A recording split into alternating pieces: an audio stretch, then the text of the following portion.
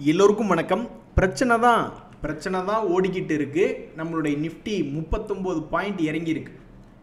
என்ன பிரச்சனை அப்படின்னு பார்த்தீங்கன்னா, ட்ரம்ப் அவர்கள் அடங்குற மாதிரி தெரியல. அவர் என்ன சொல்றாருன்னா, இவ்வளவு விளக்கத்தையும் கொடுத்தா இல்லை எனக்கு டீட்டெயில் தெரியல, நான் போய் செக் பண்ணி பார்த்துட்டேன். அப்போ டீட்டெயில் தெரியாமல் நீங்கள் ஏங்க பேசுறீங்க? சரி, அதான் டீட்டெயில் சொல்லியாச்சுல்ல, அப்புறமாவது கம்மன் அந்த பிரச்சனையை விட்டுட்டு போக வேண்டியதானே? இல்லை, நான் 24 மணி நேரத்தில் கண்டிப்பாக டேரிஃபை ஏற்றத்தான் போகிறேன். ஏங்க எல்லாரும் மண்டக்கிற்கு பிடிச்சி அலையிறீங்க அப்படின்ற மாதிரி இப்போ மனசு ரொம்ப வேதனையாக இருக்கு நண்பர்களே.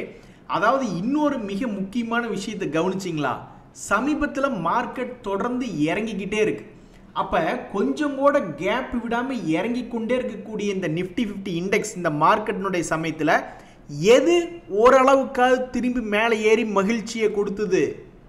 ஏன்னா மார்க்கெட்டில் தொடர்ந்து இறங்குறது முக்கியம் இல்லை, அப்பப்போ சிறிய அளவில் கொஞ்சம் லாபம் என்பது காமிச்சுக்கிட்டு இருந்தாதான் ஏதாவது ஒரு இடத்துல ஏவரேஜ் பண்ணுறதையாவது ஒரு லாபத்தில் தள்ளி விட்டுட்டு போக முடியும்.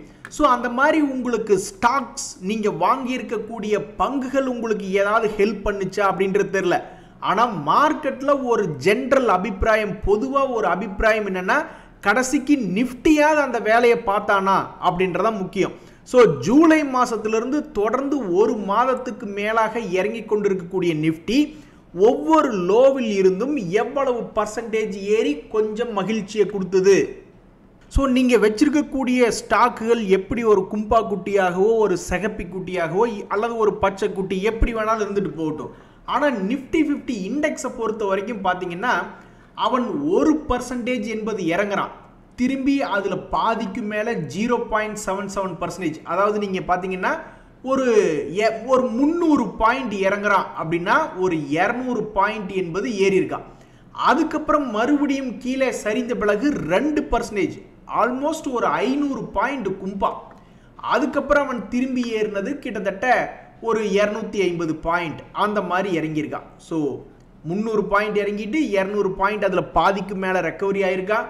மறுபடியும் ஒரு 500 பாயிண்ட் பக்கம் இறங்கிட்டு மறுபடியும் அதில் ஒரு 250 பாயிண்ட் ரெக்கவரியாக இருக்கு. மறுபடியும் ஒரு சரிவு, மறுபடியும் ஒரு ஏற்றம். ஸோ அதில் எவ்வளோன்னு பார்த்தீங்கன்னாக்கா ஆல்மோஸ்ட் ஒரு 300 பாயிண்ட் இறங்கி மறுபடியும் 300 பாயிண்ட் என்பது ஏறி இருக்கு. அதுக்கப்புறம் மறுபடியும் ஒரு மிகப்பெரிய சரிவு, கடும் சரிவு, ஒரு 600 பாயிண்ட் பக்கம் இறக்கம். பர்சன்டேஜில் பார்த்தீங்கன்னா 2.5% இறக்கம். ஸோ அந்த 600 பாயிண்டில் கிட்டத்தட்ட ஒரு 300 to 400 பாயிண்ட் என்பது ஏற்றம். ஸோ இப்போதைக்கு நம்மளுடைய மார்க்கெட்டில் இறங்குனா அதில் பாதியாவது ஏறணும், அதுலேயும் கொஞ்சம் சீக்கிரமாக ஏறணும்னா நிஃப்டி 50 இண்டெக்ஸை தவிர்த்து வேறு எந்த இன்ஸ்ட்ருமெண்ட்டுமே தற்போதைக்கு இல்லை. இதை விடவும் இறங்கிட்டு டபுளாக ஏறினவங்களாம் இருக்காங்க. ஆனால் ஏவரேஜ் ஒரு 6000 ஷேர் இருக்குது அப்படின்னா, அப்போ அந்த 6000 ஷேர் இறங்கிட்டு ஏறி இருக்கா? நம்ம தான் போய் காலடி எடுத்து வச்சோன்னே கண்ணி வெடியாக மாறிடுதே. அந்த காலத்துலலாம் கணவன்கள் என்ன தப்பு பண்ணாலும் சப்போர்ட்டில் பயங்கர சப்போர்ட்டாக இருக்கும். அப்பாக்களை பற்றி பேசிட்டு உடனே அம்மாக்கள் பயங்கரமான சப்போர்ட் பண்ணுவாங்க. ஆனால் இப்போல்லாம் மனைவிமார்கள் சப்போர்ட் பண்ணுறதே இல்லை. நீ ஒரு லூஸு, உனக்கு எப்படி செலக்ட் பண்ண தெரியும் அப்படின்னு ஏதாவது ஒரு ஒரு கருப்பு கலர் பேண்ட்டுக்கு வெள்ளை சட்டை போட்டால் தப்பா? அதுதானே உலக வழக்கம். இருந்தாலும் நீ ஒரு லூஸு, உனக்கு செலக்ட் பண்ண தெரியல அப்படின்னு என்னத்தையாவது உன்னை பேசுகிற மாதிரி, கரெக்டாக செலக்ட் பண்ண தெரிஞ்சால் நாங்கள் ஏன் கஷ்டப்பட்டுக்கிட்டு இருக்கோம் அப்படின்ற மாதிரி ஸ்டாக் மார்க்கெட்டில் இறங்குனா ஏறணும் அப்படின்ற மாதிரி செலெக்ஷன் பண்ணுறதுக்கு நிறைய பேர் தேடுவாங்க. ஏதாவது அப்படி ஒரு இன்ஸ்ட்ருமெண்ட் இருக்குது அப்படின்னு. அப்படி எந்த இன்ஸ்ட்ருமெண்ட்டுமே நோ இன்ஸ்ட்ருமெண்ட் இஸ் பர்ஃபெக்ட் அப்படின்னு இருக்கக்கூடிய இந்த நேரத்தில் நிஃப்டி 50 இண்டெக்ஸ் என்பது சில நேரங்களில் இறங்குறதுல பாதியாவது ரெக்கவரி பண்ணக்கூடிய ஒரு இன்ஸ்ட்ருமெண்ட்டாக தற்சமயத்தில் இருக்குது. ஆனால் இதுலேயும் ஒரு சிக்கல் என்னென்னா, எவ்வளவு காலம் தொடர்ந்து இறங்கும், எத்தனை பாயிண்ட்டுகள் இறங்கும் என்பதெல்லாம் எந்த காலத்துலேயும் ஒரு நார்மலைஸோ ஜென்ரலைஸோ பண்ண முடியாது. அவன் இஷ்டத்துக்கு இறங்குவான், அவன் இஷ்டத்துக்கு ஏறுவான். ஸோ கடந்த 6 மாதங்களினுடைய டேட்டா என்பதை எடுத்து பார்க்கல, ஒரு உதாரணத்துக்கு 1% இறங்கினா அதில் ஒரு 3/4% ஏறுது, 2% இறங்கினா திரும்பி 1% ஏறுது, 1.5% இறங்குச்சுன்னா 1.5%. அதே இழந்தது எவ்வளவோ அதையும் சில நேரங்களில் மீட்டெடுக்க. இது ரொம்ப முக்கியமான தகவல் நண்பர்களே. அதனால தான் வாரன் பஃபட் அவர்கள் கூட இண்டெக்ஸ் பேசிவ் இன்வெஸ்ட்மெண்ட் பண்ணாவே ஜெயிச்சிடலாம் மார்க்கெட்டில் அப்படின்ற மாதிரிலாம் சொல்லிக்கிட்டு இருக்காரு. எது எப்படியோ நண்பர்களே, எல்லா முக்கியமான நியூஸையும் கேன்சல் பண்ணி விடுங்க. எல்லாத்தையும் எரேஸ் பண்ணிவிடுங்க. ஒரு முக்கியமான தகவல் இருக்குது, மிகப்பெரிய முக்கியமான தகவல். நம்மளுடைய ஆர்பி மீட்டிங்கினுடைய அவுட்கம் விடவும், ஏன்னா அதில் இன்ட்ரெஸ்ட் சென்சிட்டிவ் தான் அதில் பெருசாக இம்பேக்ட் ஆகும். உலகத்துக்கே பெரிய தகவல் என்னென்னா, அமெரிக்கா இன்னைக்கு ரஷ்யாவை மீட் பண்ணுது. அதில் ஏதாவது நல்ல தகவல் வருதா? நீ இந்தியாவை நீ பேசலாம் அப்படின்னு ரஷ்யா நம்மளுக்கு சப்போர்ட் பண்ணுதா? அல்லது உக்ரைன் கூட நாங்கள் சண்டை போடுறதை நிறுத்திக்கிறோம், அதுக்கப்புறம் சாங்ஷனில் எடுத்து விட்டுருங்க, இந்தியா தொடர்ந்து எங்ககிட்ட ஆயில் வாங்கட்டும்னு ஏதாவது ஒன்று இந்தியாவை சம்மந்தப்படுத்தி இந்த அமெரிக்காவும் ரஷ்யாவும் இன்னைக்கு மீட் பண்ணுறாங்க. அது எல்லா நியூஸையும் விட்டுட்டு இந்த நியூஸை தான் நம்ம ஃபஸ்ட்டு பார்க்கணும். அடடா, 10 வருஷம் கழித்து நம்ம நண்பனை பார்த்து பஸ் ஸ்டாண்டில் கட்டி பிடிச்சிட்டு ஜாலியாக பேசுகிற மாதிரி இன்றைக்கி ஒரு மகிழ்ச்சியான சம்பவம் மார்க்கெட்டில் நடந்திருக்கு. இந்த NSDL அப்படின்ற பங்கு இன்னைக்கு லிஸ்ட் ஆகி ஆல்மோஸ்ட் 14% லாபம் என்பதை கொடுத்துருக்கு. இது நிறைய ரீட்டைல் பீப்புளுக்கு இந்த பங்கு கிடைச்சிருந்தது. அதற்கப்புறம் இன்னைக்கு ஒரே நாளில் 15% ஏறி ரொம்ப மகிழ்ச்சிகரமாக இருக்குது. இந்த சமயத்தில் கர்நாடகா பேங்க் அப்படின்னு ஒரு பங்கு, என்ன ஒரு காரணத்தினாலேயோ நான் சிகப்பாக தான் இருப்பேன் அப்படின்னு தொடர்ந்து பல முதலீட்டாளர்களுக்கு ஒரு மாதமாக எந்த விதமான ரெக்கவரி இல்லாமல் தொடர்ந்து இறங்கு முகமாகவே இருக்குது இந்த கர்நாடகா பேங்க் அப்படின்ற பங்கு. ஸோ இந்த பங்குனுடைய ரிசல்ட் இம்பேக்ட்னால அடுத்தடுத்த நாட்களில் இந்த பங்கு என்ன பண்ணுன்னு தெரிஞ்சுக்கிறதுக்கு பல பேர் ஆர்வமாக இருக்காங்க. ஏதாவது சப்போர்ட் எடுத்து ஒரு குறிப்பிட்ட லெவலில் மேலே பவுன்ஸ் ஆகி வருமா, அல்லது இன்னும் கொஞ்சம் கீழே இறங்கி, அப்போ கீழே இறங்கும்போது டிவிடெண்ட் ஈல்டு என்பது இன்க்ரீஸ் ஆகிடும். நான் சிகப்பியாக இருக்கிறதுக்கு தான் எனக்கு பிடிச்சிருக்கு. நான் ஒரு சிகப்பி அப்படின்னு இந்த ரிசல்ட் சீசனுக்கு அப்புறம் தொடர்ந்து இன்னுமே சிகப்பியாகவே இருக்குமா, அல்லது ஒரு பச்சைக்குட்டியாக மாறி ஒரு குஜாலாவாக மனசுக்கு எப்படி இந்த NSDL லிஸ்டிங் கெயின் சந்தோஷப்படுத்தியதோ அது மாதிரி இது சந்தோஷம் ஏதாவது தருமா அப்படின்றது பொறுத்து இருந்தால் பார்க்கணும். தற்போதைய நிலைமையில் தொடர்ந்து ஒரு மாதமாக இறங்கிய பங்குகள் அப்படின்ற லிஸ்ட்டில் இந்த கர்நாடகா பேங்க் ஷேர் ப்ரைஸ் அப்படின்றது இருக்குது. நண்பர்களே, ஒரு நண்பர் சொல்கிறாப்புல, நான் ஒரு முக்கியமான ஒரு ஐடியா பண்ணுனேங்க, ஆனால் அந்த ஐடியா ஃபெயிலியர் ஆகிடுச்சு, லாஸ் தாங்க வந்தது. இவர் என்ன பண்ணியிருக்கார் அப்படின்னா, அதாவது ஸ்டாக் மார்க்கெட்டில் ஏவரேஜ் அப்படின்னு ஒரு கான்செப்ட் இருக்குங்க. அதாவது என்ன பண்ணுவாங்கன்னா, ஏதாவது ஒரு பங்கு வாங்கினதுக்கப்புறம் அது கீழே விழுந்துடும். ஆனால் என்னையா இப்படி இறங்கி போச்சே, ஒருவேளை இங்கே இந்த பங்கு ஏறுன்னு நினச்சி எடுத்திருக்காங்க, அவங்க மனசில் நினச்சது மார்க்கெட்டில் நடக்கலை, ஆப்போசிட்டாக நடந்துருச்சு. என்னடா இது இறங்கி போச்சு அப்படின்னு சொல்லிட்டு மறுபடியும் ஒருவேளை இங்கிருந்தாவது இவ்வளவு தூரம் கீழே விழுந்துருச்சே, இங்கிருந்தாவது மேலே வருமா அப்படின்ற ஒரு கான்செப்டில் மறுபடியும் வாங்கி பார்ப்பாங்க. அது வேலை செய்யலாம், செய்யாமலையும் போகலாம், மறுபடியும் கூட தொடர்ந்து கீழே விழுகலாம். ஆனால் இது லாங் டேர்மில் பண்ணும் பொழுது அவங்களுக்கு வாய்ப்பு, ஒவ்வொரு நாளுமே வாய்ப்புகள் தான். இன்னைக்கு முடிஞ்சிருச்சா, இன்னைக்கு அந்த பங்கு ஏறலையா, அடுத்த நாள் ஓப்பன் பண்ணும் பொழுது அடுத்த நாளில் ஏதாவது ஒரு வாய்ப்பு இருக்கா இல்லையா, அன்னைக்கு நடக்கலையா அதுக்கடுத்த நாள்னு அந்த பங்கு ஸ்டாக் மார்க்கெட்டில் இருக்கிற வரைக்குமோ அல்லது தொடர்ந்து லாபம் செஞ்சு கொண்டு இருக்கும் போதோ எதிர்பார்ப்பு, ப்ராபபிலிட்டி என்பது இருந்து கொண்டே இருக்கு. ஆனால் இவர் என்ன பண்ணியிருக்காருன்னா, அந்த ஸ்ட்ராட்டஜி, அந்த ஐடியாவை இன்ட்ராடேல போய் பண்ணியிருக்காரு. இன்ட்ராடே அப்படின்றது ஒரு நாள்லேயே முடிஞ்சிருமில்ல. ஸோ ஸ்டாக் மார்க்கெட்டில் மொத்தமே ஒரு 4-5 பேட்டர்ன் தான். ஒன்றா தொடர்ந்து கீழே விழுகும், இல்லைன்னா தொடர்ந்து மேலே ஏறும், இல்லைன்னா சைட்வேஸாக இருக்கும். இதுதான் மோஸ்ட்லி இருக்கக்கூடிய பேட்டர்ன். அப்போ இவர் இந்த மெத்தடில் கொண்டு போய் அந்த ஏவரேஜ் அப்ளை பண்ணால் எப்படி போனாலும் அது லாஸில் தானே போய் முடியும். ஸோ நம்ம கோபால் சாருக்கு நல்ல எக்ஸ்பீரியன்ஸ். நான் இன்ட்ராடேயில் ஏவரேஜ் பண்ணேன், எனக்கு கிடைச்சது லாஸ் தான், நீங்களும் போய் எங்கேயாவது லாஸ் பண்ணாதீங்க அப்படின்ற மாதிரி நம்ம நண்பர் அந்த அவருடைய எக்ஸ்பீரியன்ஸை ஷேர் பண்ணியிருக்காரு.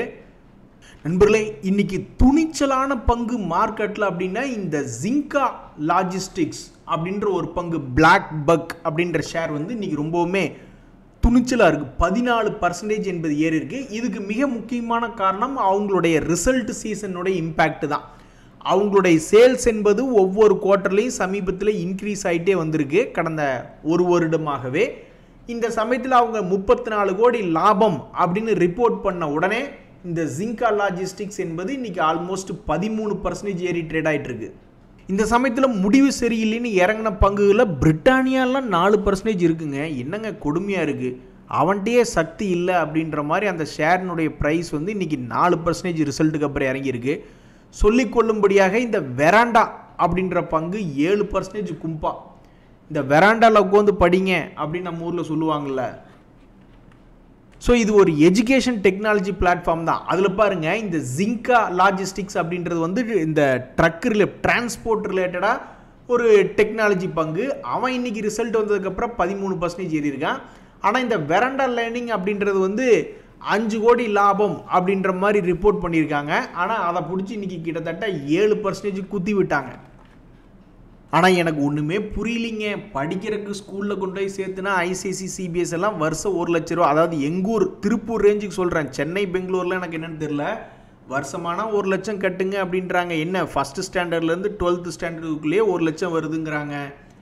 அது போக வந்து காலேஜில் கொண்டு போய் சேர்த்த போனால், இன்ஜினியரிங் சேர்த்த போனோம்னா 3 லட்சம் கொடு, 5 லட்சம் கொடு, 10 லட்சம் கொடுன்னு கேட்குறாங்க. இதே டாக்டருக்கு படிக்க போனால் அதோடைய லெவலே வேறையாக இருக்குது. இத்தனை பேர்த்துக்கு லட்ச லட்சமாக கொடுத்துட்டு அதுக்கப்புறம் மறுபடியும் படிக்க வைக்கணுன்னா நிறைய பேர் யோசிப்பாங்க. அதனால தான் மேபி இது போன்ற எஜுகேஷ்னல் டெக்னாலஜி ரிலேட்டடான பங்குகள்லாம் கொஞ்சம் ஸ்லோவாக இருக்கும். பெரிய அவங்க நினச்ச மாதிரி, இப்போ கூட பைஜூன்னு நினைக்கிறேன், அவங்க நினச்ச மாதிரி பெருசாக வளர முடியாமல் போனதுக்கு அந்த காலத்துலலாம் உங்களுக்கு தெரியுமில்ல, நம்ம போய் ஏதாவது C++லாம் நாங்கள் போய் நான் படித்தேன்.